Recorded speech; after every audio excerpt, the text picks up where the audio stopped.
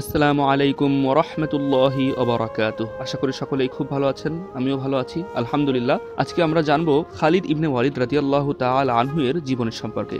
আমি আবু হুরায়রা আছি আপনাদের সাথে।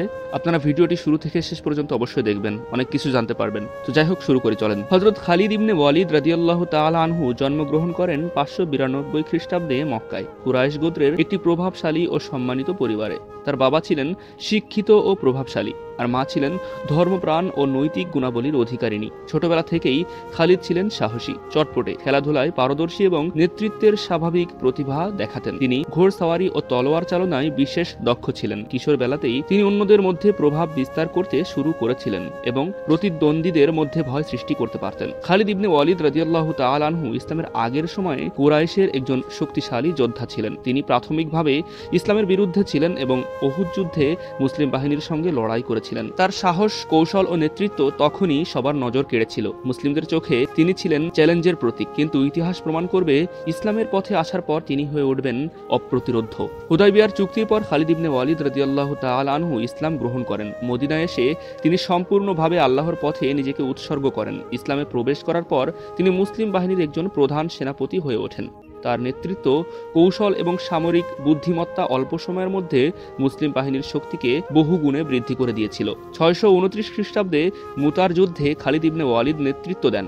মাত্র 3000 মুসলিম সৈন্য নিয়ে তিনি 2 লাখ অমুসলিমদের সঙ্গে যুদ্ধ করেছিলেন। এই অসম অনুপাতের মধ্যে খালিদ সাহস ও কৌশল দ্বারা সৈন্যদের আত্মবিশ্বাসী করে তোলেন। তিনি সৈন্যদেরকে যুদ্ধক্ষেত্রে সঠিকভাবে অবস্থান নিতে নির্দেশ দেন এবং শত্রুর হামলাকে ব্যর্থ করেন। এই অসাধারণ কৌশল ও নেতৃত্বের কারণে রাসূলুল্লাহ সাল্লাল্লাহু আলাইহি ওয়াসাল্লাম তাকে উপাধি দিয়েছিলেন সাইফুল্লাহ, অর্থাৎ আল্লাহর তরবারি। 636 খ্রিস্টাব্দে ইয়ারমুকের যুদ্ধে খালিদ ইবনে ওয়ালিদ রাদিয়াল্লাহু তাআলা আনহু মুসলিম বাহিনীকে নেতৃত্ব দেন। বাইজেন্টাইন সাম্রাজ্যের বিপুল বাহিনীকে তিনি কৌশল এবং মনোবলের মাধ্যমে পরাজিত করেছিলেন। মুসলিম বাহিনী ছোট হলেও খালিদের নেতৃত্বে তারা এক অদম্য শক্তিতে পরিণত হয়েছিল। যুদ্ধের সময় তার কৌশল ও দূরদর্শিতা অত্যন্ত প্রশংসিত হয়। ওয়ালাজা যুদ্ধে তিনি ডাবল এন্ড ডেভেলপমেন্ট কৌশল ব্যবহার করেন, যা আজও আধুনিক সামরিক একাডেমিতে শেখানো হয়। কাদিসিয়া যুদ্ধে পারস্য সাম্রাজ্যের পতনের সূচনা ঘটে, যা ইসলামের প্রভাবকে আরও বিস্তৃত করে। এছাড়াও তিনি হুদটা, হিউনাইন, তাবুক সহ বহু যুদ্ধে অংশগ্রহণ করেছেন।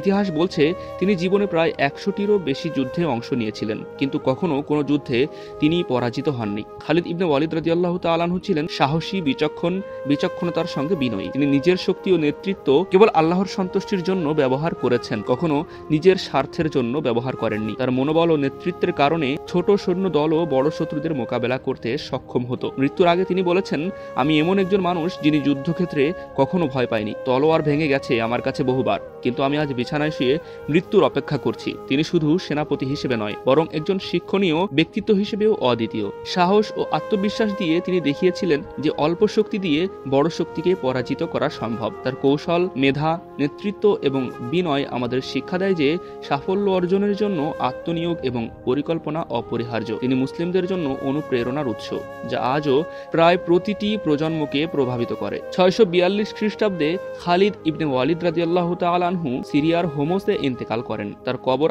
আজও মুসলিমদের প্রেরণার কেন্দ্রবিন্দু। পশ্চিমা ইতিহাসবিদরা তাকে মানব ইতিহাসের একজন অপ্রতিরোধ্য সেনাপতি হিসেবে স্বীকৃতি দিয়েছেন এবং বলেছেন, one of the greatest generals in history. Khalid Ibn Walid রাদিয়াল্লাহু তাআলা আনহু ইসলামের ইতিহাসে, মুসলিম উম্মাহর ইতিহাসে এবং সামরিক ইতিহাসে এক অনন্য ব্যক্তি। তিনি সাহস, ঈমান, নেতৃত্ব এবং আত্মত্যাগের প্রতীক। সালাম সাইফুল্লাহ, সালাম আল্লাহর তরবারি। তো যাই হোক, আজ এই পর্যন্তই। খুব সংক্ষিপ্তভাবে ওনার জীবনী আমরা জানলাম, খুবই সংক্ষিপ্তভাবে, বেশি বড় করিনি ভিডিও। আপনারা অবশ্যই যদি কোনো সমস্যা থাকে, কোনো ভুল ত্রুটি থাকে, কমেন্টস বক্সে জানাবেন।